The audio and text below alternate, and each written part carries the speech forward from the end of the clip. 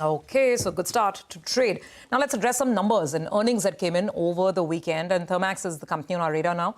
Fourth quarter performance was slightly below street estimates. This was led by softness in the industrial infra and the green solutions segment. Margins were under a little bit of pressure.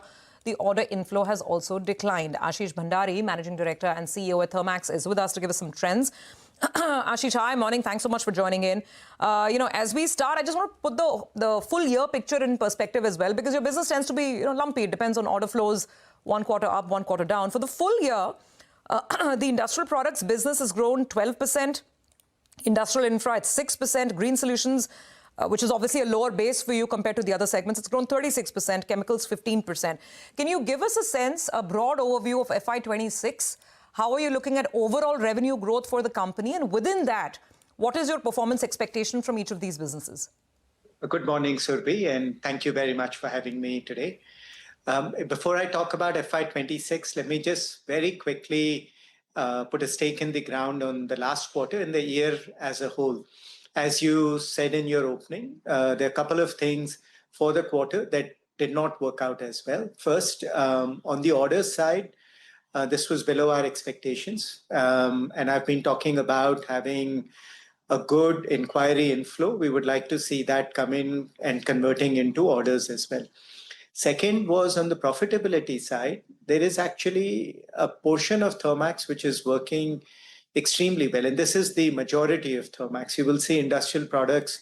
We are now in the teens in terms of profitability. It has shown good top-line growth. Overall, we have shown a good ability to take our backlog, convert that into revenue, and make sure that that revenue is profitable. Our earnings got hit because we took in a significant hit against a bio-CNG program. This has been a new initiative that we've been running for the past 2+ years.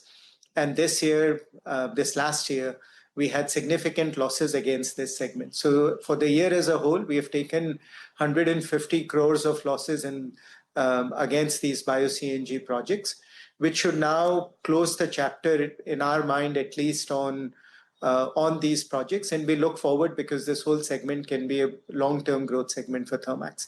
So Ashish, on that, Ashish, sorry, I'm glad you actually brought that up, and it'll really help viewers understand. Sure. The losses in this bio-CNG project, which impacted Q4, was that a one-quarter hit, or will some of that trail into Q1 as well? And there was also, I believe, the product mix and pricing in the chemical segment. That also led to the EBITDA level performance slightly lower than street estimates. Just your thoughts. So the bio-CNG one, in our mind, is now a chapter that should be behind us. It is. So a lot of the hit that we took in Q4 was with reference to actions that we will take and coming into agreement with our customers with these actions. Most of our liabilities would be done and closed for. So I don't expect anything remotely close to the year that we have gone through going forward. Second part on chemicals. Chemicals is a good story for Thermax, and we'll continue to grow this. It grew 15% last year. We think it can grow much faster than that. We have a brand new plant which has come into play. So the depreciation base will go up, but we are actively looking to increase capacity. We have done some M&A. We have started teams to grow into newer areas. So all of those costs have been built into, and we have still delivered the profitability that we did in chemicals. So with that, if I now look at FY26, I think the first thing we need to do is make sure our order book improves, especially where industrial infra is concerned and larger projects. Here for the last year plus, knowing that historically there were some kinds of projects that we were not doing very well in terms of executing, we've been taking a step back, waiting for some of the things that we can do better. And our pipeline for even those kinds of projects is quite good. So I'm hopeful, but we need to convert that hope into numbers, and that I expect to see starting Q1 itself. Right. Second part, some of these one-time costs, etc., that we have gone through, seeing less of that happen. And then many of the growth engines that we have that are working well, we need to make sure that they continue to do well. I also expect to see a bit more international business coming in in FY26. So quite optimistic and looking forward to the year. Yeah. Ashish, hi, good morning. Good Prashant morning. this side. So can you crystallize that into numbers for us? What will FY26 look like in terms of the percentage increase in order inflow, top line growth? Just give us some numbers, crystallize those into numbers. Yeah. So we don't share forecasts going forward, and given how there's still a lot of macro movements going on, so it would not be right to share.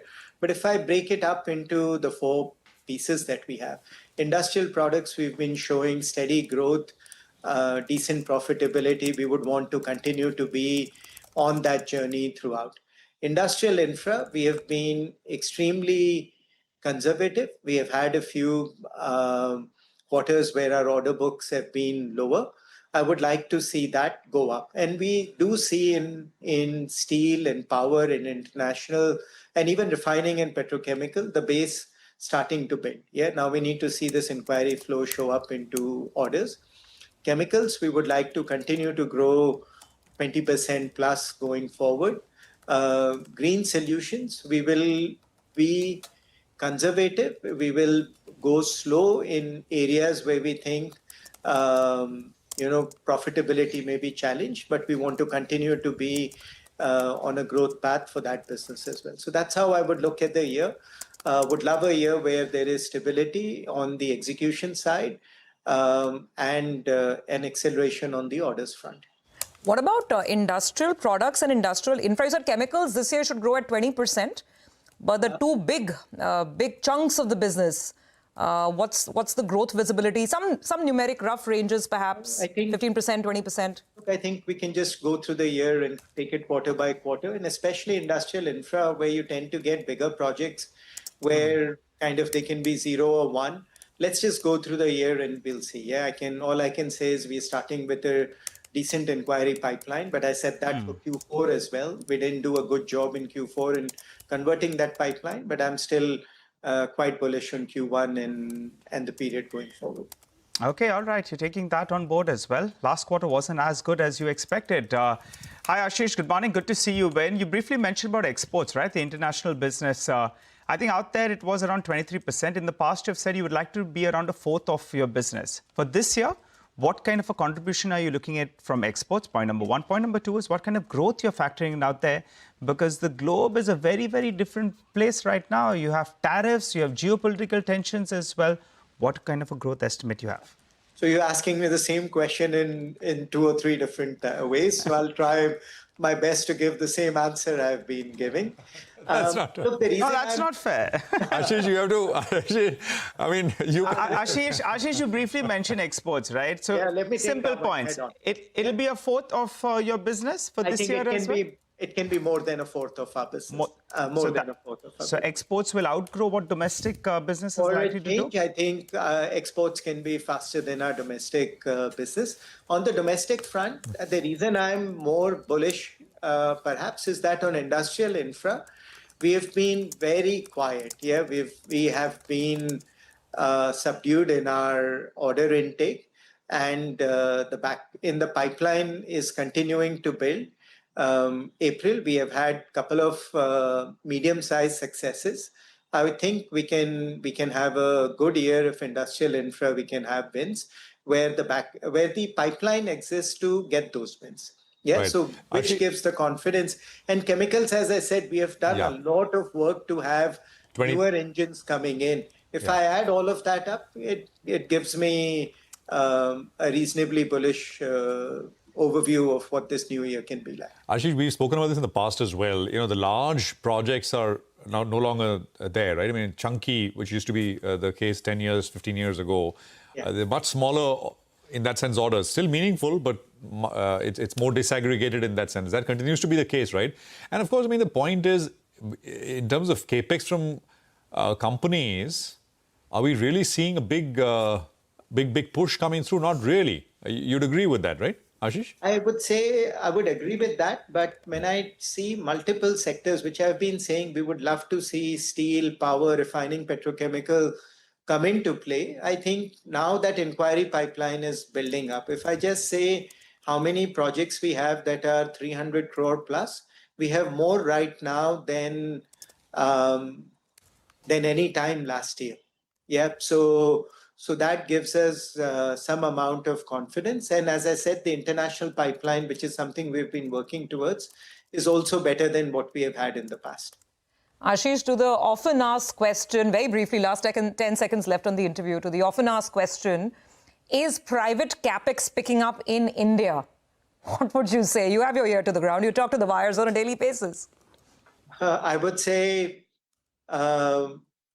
more talk, where everyone has got projects lined up. We would love to see some of those projects convert into money on the table. Yeah, that's how I would put it. Okay, so there's a lot of talk, there are inquiries, and you'd see a lot of that talk translate into real orders as well as we go forward. Thank you very much. Really a pleasure having you on the show. Thanks for explaining all the details on Q4 and the outlook ahead. That is Thermax. We have to take a very quick break. Come back on the other side.